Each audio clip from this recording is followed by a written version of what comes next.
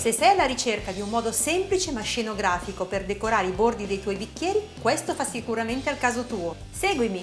Ci serviranno dei piattini, degli sciroppi colorati, dello zucchero finissimo semolato e di canna e ovviamente dei bicchieri.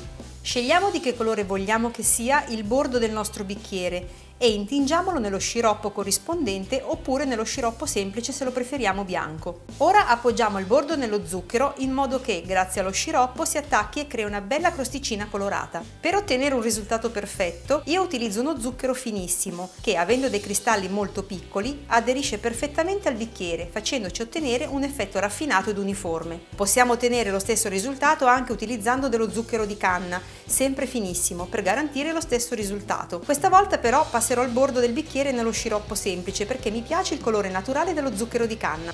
Semplice, veloce e carina, un'idea da tenere presente per il prossimo party.